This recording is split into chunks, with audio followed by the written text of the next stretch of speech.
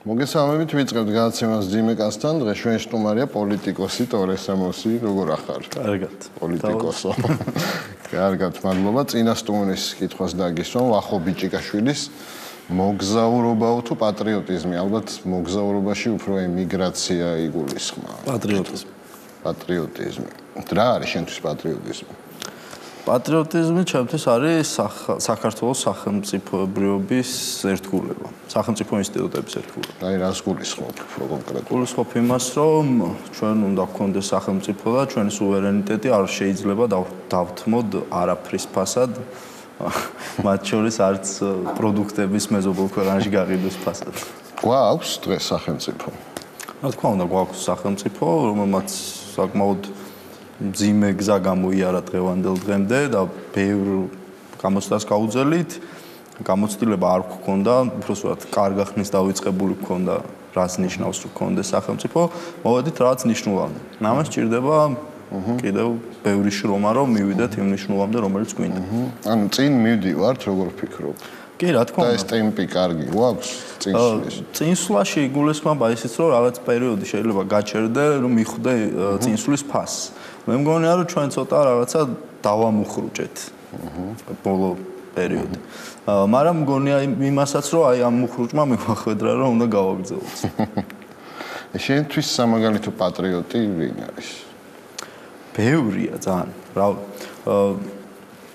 ჩემთვის სამაგალითო უფრო სამოქალაქო გმირობის თვალსაზრისით აი ეს ბოლო პერიოდში რაც მახსენდება, რაც ჩემზე ძალიან დიდი თავშეჭდება მოახდინა, იყო წმინდა გრიგოლ ფერაძე. რომელიც ევროპაში მოღვაწეობდა, იქ გარდაიცვალა, შევიდა საკანში ებრაელი ოჯახის ნაცვლად. და მგონია, რომ ესეთი ადამიანები არიან ზუსტად პატრიოტიზმის მაგალითები, ადამიანები, რომლებიც თავის საქმეს აკეთებენ ბოლომდე ერთგულად. აი ესეთ ადამიანებს საზოგადოება არ იცნობს. ვინ უნდა იზრუნოს შენი აზრით იმაზე, რომ გაიცნონ და მიხვდნენ აი სწორი ფასეულობების მნიშვნელობას? სახელმწიფომ უნდა იზრუნოს ამაზე.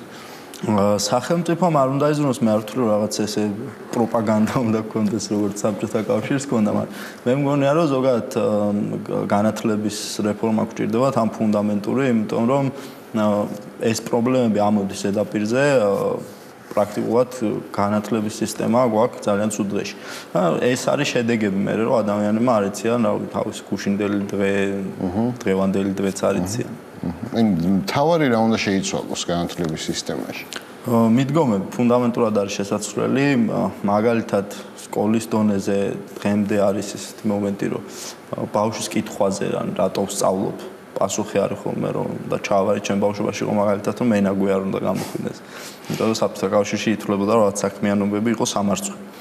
ეხლა არის ის რომ რაღაცა აუცილებლად უნდა ჩააბაროს. რატო უნდა ჩააბაროს, ეგეც კაცმა არ იცის.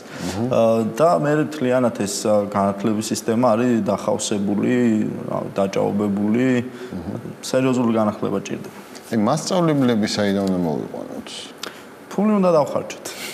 ყველაფერი მიდის ეკონომიკამდე, როცა ვერ იხდი საკმარის ხელფას, როცა ქვეყანაში არსებული ყველა სკოლა არის პრაქტიკულად ერთი დიდი სკოლის ფილიალი განათლების სისტემის, ესეთ პირობებში ვერ განვავითარებთ ჩვენ სწორად განათლებას. ან მეტი თავისუფლება არის საჭირო იმისთვის, რომ სწორად განვითარდეს, არავინ უკეთ არ იცის, როგორ უნდა ასწავლოს თუ არა თვითონ სკოლა.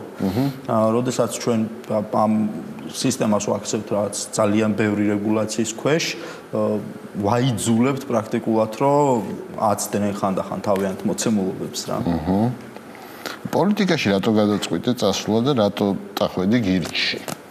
პოლიტიკაში გადავწყვიტე წასვლა, იმიტომ რომ მგონია, რომ რაღაც რომანტიზმს ხანდახან უნდა შეველიოთ ხოლმე. მგონია, რომ პოლიტიკა ჯანსაღი იქნება იმ შემთხვევაში, თუ ადამიანები სამოქალაქო აქტივიზმის გამოცდილებით რაღაც ეტაპზე, როდესაც მიხვდებიან, რომ მზად არიან, ჩაერთვებიან პოლიტიკაში და დაძლევენ იმ სტერეოტიპს, რომ პოლიტიკა არის ბინძური საქმე, რომელსაც ბინძური ადამიანები აკეთებენ.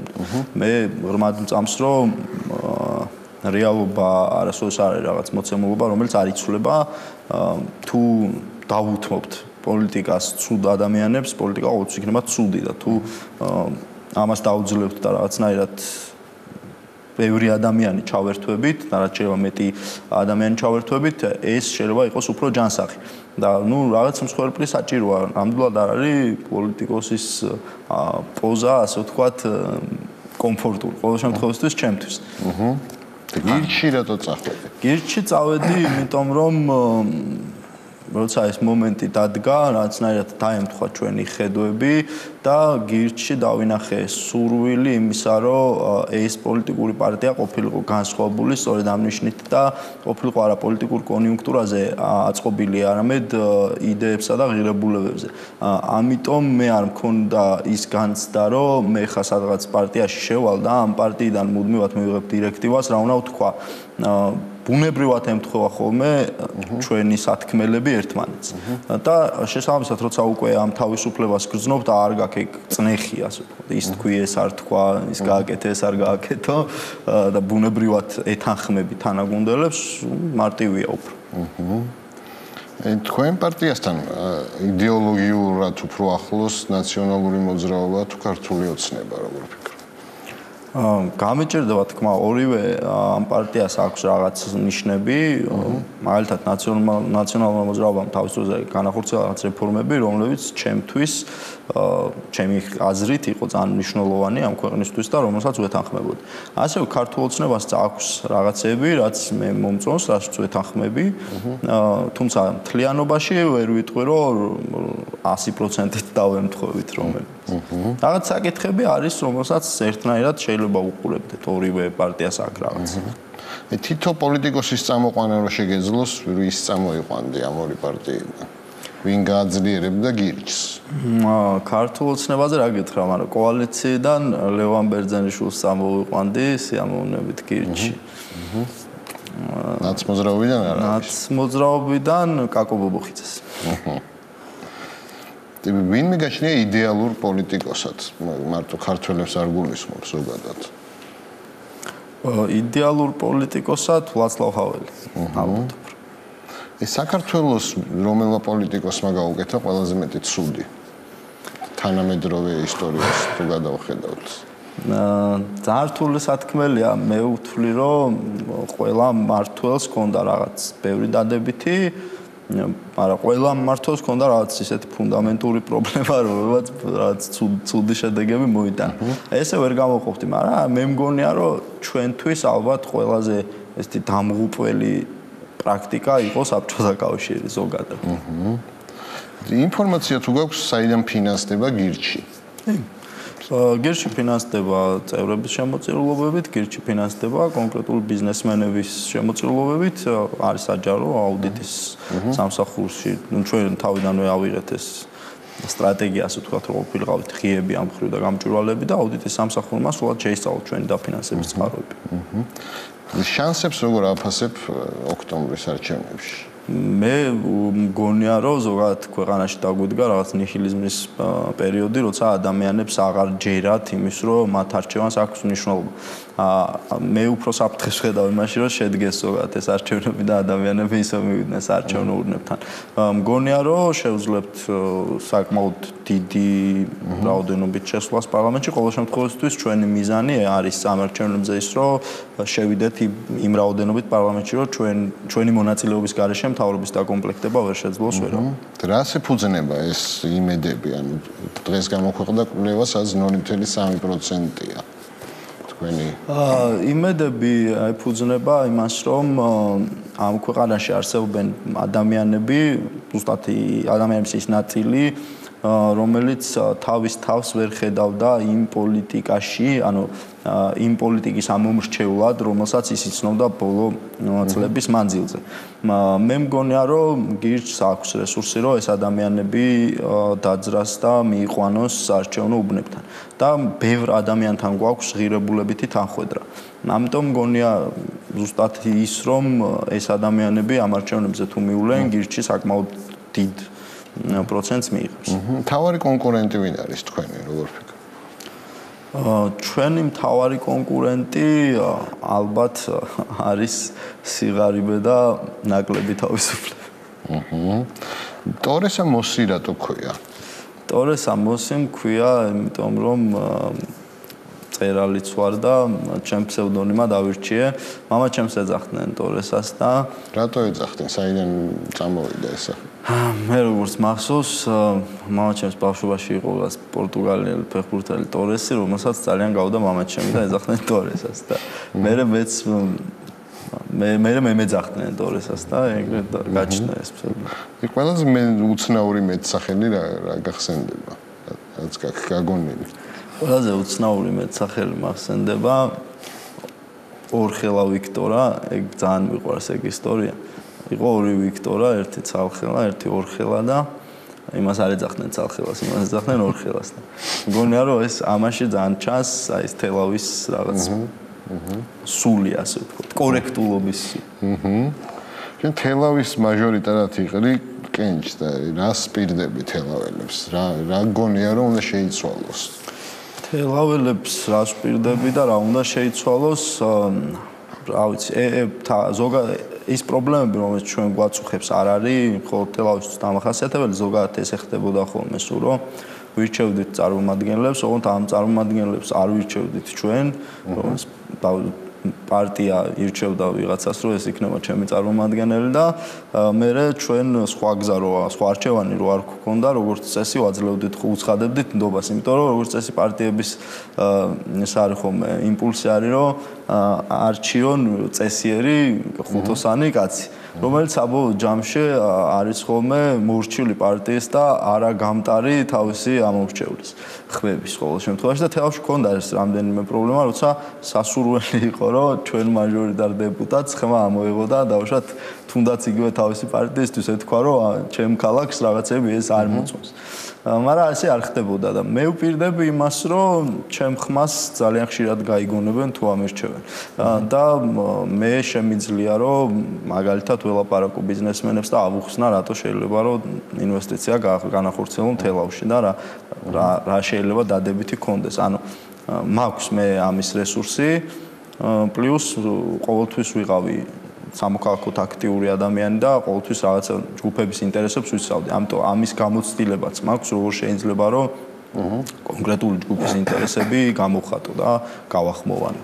რაც თავარია ვპირდები იმას, რომ თუ ამირჩევენ ჩემი 4 წელი არ ჩაივლის ისე რომ ჩემი ხმა არ გაიგონონ პარლამენტში. შავი დიდი ჯიპით ივლი? არა, მანქანები არ მიყვარს ეს. ანუ არ მიყვარს რა არ ყოფილა ჩემი ინტერესების სფერო, ამიტომ ჯიუტად არ ვყიდულობ ძალიან დიდი ხანია უკვე.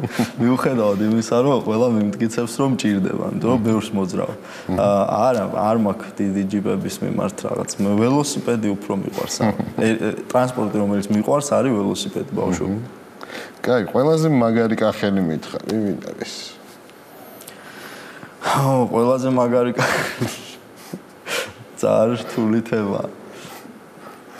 ყველაზე მაგარი კახელი ალბათ იყო ყველაზე ჯიუტიც ამავდროულად და მგონია რომ ეს იყო ქეთევან დედოფალი ალბათ, იმიტომ რომ ძალიან ჯიუტად ერთგული დარჩა იმ ყველაფრის ესეც სჯეროდა. ბატონო. აი რა შეიტანდი კახური იუმორის ენციკლოპედიაში? ანეკდოტი მოუყვე. ზოგადად ენციკლოპედიაში მოხდებოდა ორი პერსონაჟი მიხო და მარო, რა თქმა უნდა. ეხლა გამახსენდა ერთი ანეკდოტი, უცხო პლანეტელების თეფში ჩამოვარდება და მივარდებიან და ერთ-ერთს გადაარჩენენ, მკურნალები რაღაც, მე გაუშლიან სუფრას და მიდის იქ სადღეგრძელობი, რომ ჩვენ სტუმარს ჩვენ სტუმარი კი არა, რაღაც დედამიწის სტუმარია ეს კაცი და ამბავი და მე როგორც ხდება ხოლმე, თქვენთან ეს როგორ არის, ჩვენთან ესეა, თქვენთან როგორ არის, ჩვენთან ესეა და ზოგადად მე ხო გააჩვენეს და ერთი უხერხული კითხვა მაქვს, თქვენთან როგორ მრავლდებითო და მოუყვება რომ ესე იგი თქვენ რო ეძახითო მდედრსო და მამრსო ეს აიწევიანო ჰაერშიო გამოუშვებენო სხივებს თვალებიდანო შუაშიო გაჩნდებაო ახალი სიცოცხლეო და ისე სამივენიო დაეშვებიან და თქვენ როგორ მრავლდებით ჩვენ აი ესე ვყლითავ წვალო ერგი ღმერთი თუ გწამს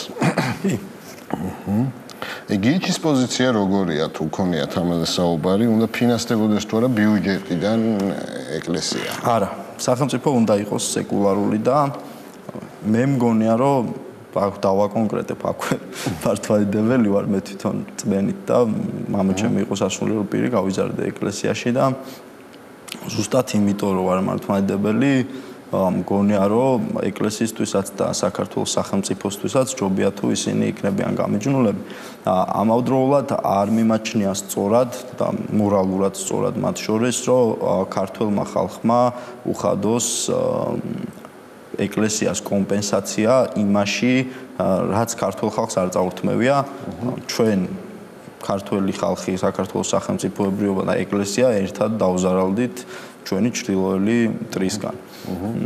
და ეხლა ამ გაჭირებული მოსახლეობის ზურგიდან ამოვიღოთ ფული და მივცეთ ეკლესიას, არ მიმაჩნია სწორად. თუმცა რა თქმა უნდა, მორწმუნეები ალბათ ყოველთვის გაიღებენ შესაძირს ეკლესიის მიმართ და უბრალოდ არ გონია მორალურად სწორი რომ ქართულმა ხალხმა აიღოს და იხადოს იმის კომპენსაცია რაც მას არ ჩაუდენია ასე ვთქვათ. ქართველებს რატო აქვს რაღაც ფერადის, ღიმილის, თავისუფლების შიში, საიდან გაგვიჩნდა ეს განსხვავებული აზრის? ну კიდევ ვიტყვი გვაქვს ძალიან მძიმე გამოცდილება დასაძლევი და ძალიან სტარია ეს აზრი თუ იმას გონია რომ ეს გამოცდილება ჩვენ დავძლიეთ საბჭოთა კავშირის სახით. ეს იყო რაც ანომალიური ველი, რომელშიც ყველაფერი იყო დანგრეული. მათ შორის გართობაც და ყოველგვარი სიცილიც და რაც გადამეტებული საბჭოთა ხელისუფლების აზრით გადამეტებული მხიარულებაც ადამიანებისთვის იყო რაღაცა ნეგატიური. ამას ალბათ ჰქონდა ჩვენშიც შინაგანად რაღაც საფუძვლები, მაგრამ 70 წელი საკმარისი დრო არის იმისთვის, რომ ეს გაღრმავებულიყო და ზოგადად ამას ყოფით კულტურაში იოლად გრძნობთ, როცა ადამიანი მაგალითად მშობლები ბრაზდებიან, როცა შვილი ერთობან და რაღაც ადროს გართობან. ანუ არასოდეს არ არის გართობის. და არ გვაქვს ჰობის კულტურა კიდე, ეგეც ძალიან მნიშვნელოვანია და ძალიან მნიშვნელოვანი პრობლემაა, რომ არ გვაქვს მოხალისეობრივად რაღაცის კეთების კეთება გგონია, რომ არ არის სწორი, ანომალიურად გგონია. მაგალითად ეხა რომ წარმოვიდგინოთ პროკურორი ან მოსამართლე ან ვინმე ესეთი დაფასებული მოქალაქე რომ გამოვიდეს და ყვავილების რწვა დაიწყოს ქუჩაში, იმიტომ რომ ყვავილები მოწონს, ну, რა თქმა უნდა, გიჟად შევრაცხოთ. არა და ეს ძალიან ნორმალური. მე მგონია რომ ჩვენ სულ ესეთები არ ვიყავით. ეს 70-მა წელმა მაგრად გვიქნა რაღაცები და დავიჯერეთ. ყველაზე ცუდი ეგ არის რომ დავიჯერეთ რომ ეგეთები ვართ მართლა. შენ საბაგა ხო მოგებული? ვინ გიყვარს ქართველი მწერლებიდან? თანამედროვე ქართველი მწერლებიდან. სულ ერთია, აი გამორჩეულად ვინ გიყვარს? გამორჩეულად რამდენიმეს ვიტყვი მაშინ. კი ბატონო. შეიძლება. გამორჩეულად რა თქმა უნდა მიყვარს შოთა ვეფხისტყაოსანი, გამორჩეული ფიგურა არის ჩემთვის სულხან-საბა. გამორჩეულად მიყვარს ნიკოლოზ ბარათაშვილი, ვაჟა-ფშაველა და გალაქტიო. თუმცა სხვაებიც მიყვარს. თანამედროვე ქართველი მწერლებიდან აკამორჩილად. ყველაზე დიდი წვლილი შენი აზრით რომელმა ქვეყანამ შეიტანა ლიტერატურის განვითარებაში? თუ გაქვს ეგრე დაყოფილი? არა, ესე არ მაქვს დაყოფილი, მაგრამ ზოგადად მგონია რომ ინგლისური, ფრანგული და ამერიკული ლიტერატურა, ну, ჩემთვის ალბათ უფრო ახლოვანია. ეს ძიმე რომანისტიკა მე მიზიდავს და მიყვარს. რომელი ნაწარმოები გინდა რომ შენი დაწერილი იყოს? ვეფხისტყაოსანი. კარგი. რომელი მწერლის და პოლიტიკოსის საუბარს მოისმენდი სიამოვნებით და რა თემაზე? დიალოგს. მოვისმენდი ფოლკნერის და ჯორჯ ბუშის დიალოგს. და რა თემაზე? რა თემაზე და დემოკრატიაზე. კი ბატონო. შეგიძლია რომ ჩამომითვალოს სექსუალური ქართველი მწერლები და პოლიტიკოსები? აუ ძალიან რთული ამოცა. არ გაგახსენდა არავინ? არა, ეგრე არ მახსენდა. რა არის შენთვის სექსუალურობა საერთოდ? სექსუალობა არის ზოგადად სიცოცხლის ნიშანი და ყველაფერში არის რაღაც სექსუალობა, არ მათქმევინო, თუმცა რამდენიმე ადამიანში რომელსაც ვერ ხედავ. რამდენიმე პოლიტიკოსში ამას ცალსახად ვერ ხედავ და ძალიან მიგვირს ხოლმე როგორ შეიძლება ადამიანი იყოს ესე დაცლილი სასიცოცხლო ენერგიისგან, მაგრამ ძალიან ზოგადად ადამიანის სიცოცხლე არის სექსუალური. და ლიტერატურული პერსონაჟებიდან ვისთან არ გექნებოდა არასდროს სექსი? ლიტერატურული პერსონაჟებიდან ვინ მაღიზიანებს მაგას ვიხსენებ ყველაზე მეტად ვინ მაღიზიანებს. ალბათ ემა ბოვარისთან არ მექნებოდა. არ ვიცი რატომ, მაგრამ ხა მივხვდი. ვისთან გექნებოდა? ძალიან უცნაურ რამეს ვიტყვი ალბათ. ანა კარენინასთან მექნებ. რატო? რაღაც გავს ეს ორი პერსონაჟი თითქოს ერთმანეთს. და რომელთან ერთად იმოგზაურებდი მსოფლიოს გარშემო?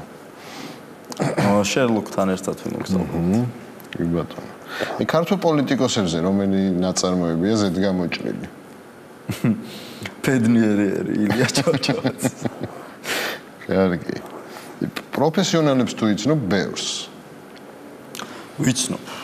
ბევრს ვიცნობ. მიგაჩნია მაგარ პროფესიონალად? მაგარ პროფესიონალად მიმაჩნია მაგალითად მაგარ პროფესიონალად მიმაჩნია ვახო მეგრელიშვილი, რომელსაც სულ ეკამათები ხოლმე და უშედეგოდ ძირითადად ზართულად საკამათო კაცია. ნამდვილ პროფესიონალად მიმაჩნია ჩემი მეგობარ გიორგი მერებაშვილი, ძალიან კარგი ბიზნესმენია და სულ რაღაცაზე ფიქრობს და სულ რაღაც კომბინაციას ალაგებს და ძალიან პატარით დაიწყო და ეხა რაღაცა დიდ საწარმოს აშენებს, რომელშიც რაღაც ბევრი რამე აქვს ნაფიქრი, რომ ადაპტირებული იყოს და აქ ეძინოთ და აქ დაიბანონ და აქ ჭამონ და ეკოლოგიურად სუფთა ჭამონ და ასე შემდეგ. ანუ ახალი ტიპის ბიზნესმენია, ჩემი აზრით, როგორებიც გვაკლია. კიდე მიმაჩნია გიორგი პირადაშვილი, ძალიან საინტერესო კაცია და ძალიან საინტერესო რაღაცებს აკეთებს ხოლმე. პროფესიონალად მიმაჩნია დუტა, იმიტომ რომ რაღაც ესე ძალიან ცოტა ადამიანი უდგება თავის საქმეს ხოლმე ესეთი პასუხისმგებლობით. და ყოველთვის სამაგალითო არის ჩემთვის, რომ რაღაც რო აკეთებ, უნდა გააკეთო, მიუდგე ესეთი პასუხისმგებლობა. რავი, კიდე ბევრის ჩამოთვლა შემიძლია. თბილისი რა აკლია შენი აზრით, რომ იყოს უფრო მაგარი ქალაქი?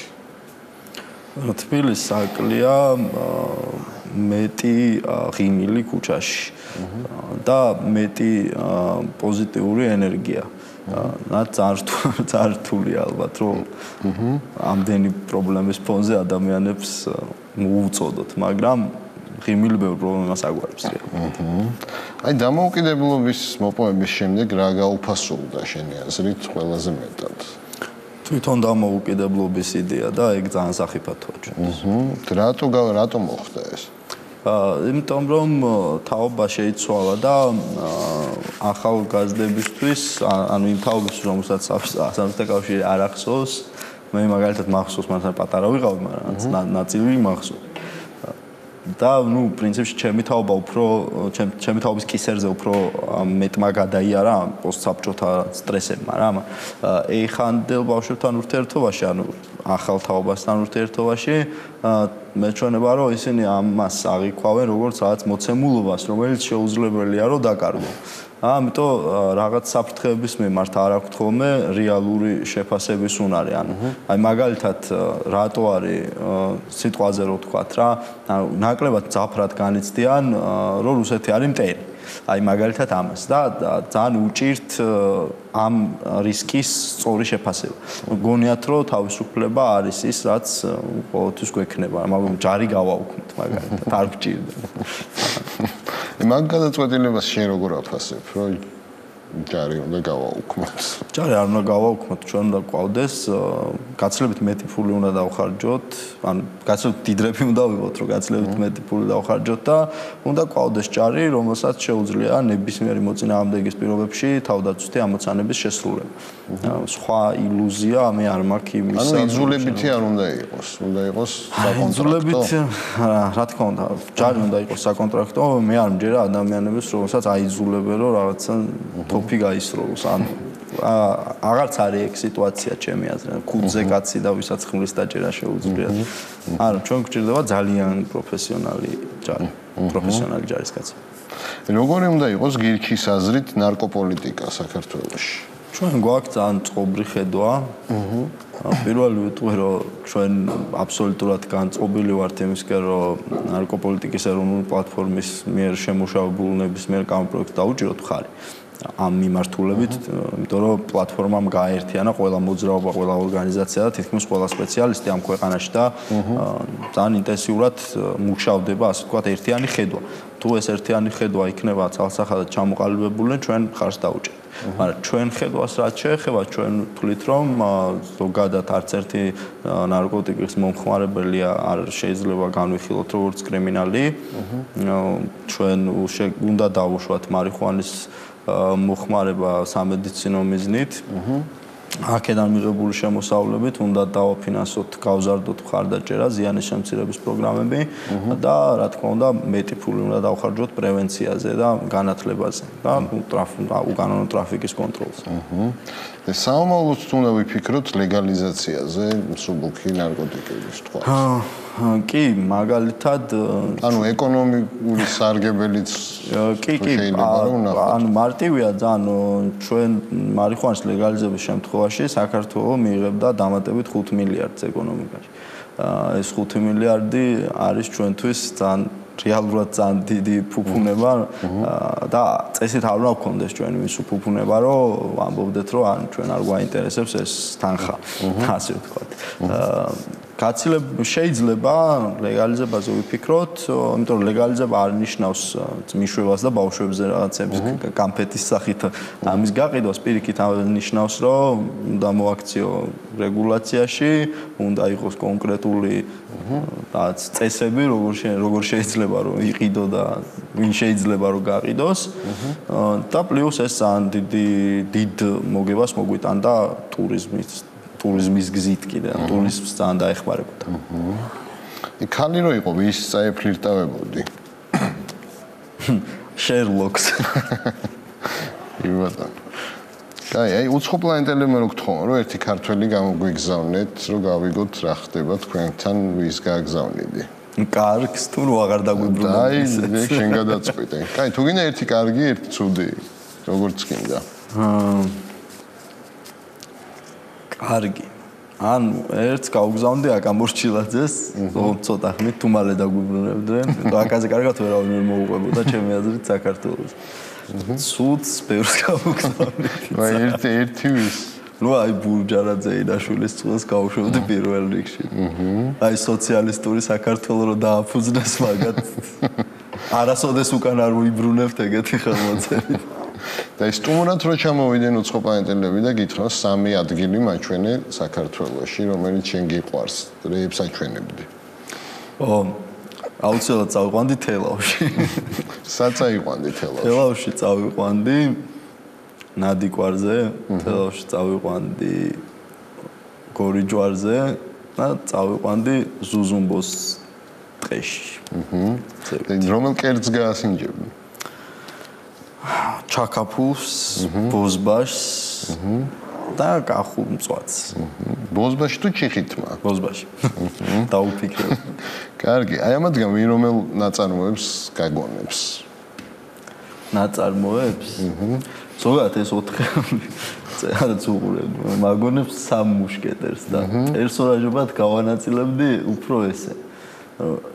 ზვიადი იქნებოდა ალბათ უფრო არამისი, ედუარდი იქნებოდა უფრო ათოსი, მიშა იქნებოდა ალბათ უფრო დარტანიანი და გიორგი იქნებოდა უფრო პორთოსი. რაღაცა ეგრე რო დავალაგოთ, რაღაცა ეგრე. ბატონი ბიძინა ვინ იქნებოდა? კარდინალი რიშელი. კარგი, შემდეგ სტუმარს დავუტოვე რამე შეკითხვა. შემდეგ სტუმარს დავუტოვოთ შეკითხვა. ყველაზე მეტად რა ანიჭებს ბედნიერებას? ძალიან დიდი მადლობა, რომ მოხვედით წარმატებებს გისურვებ.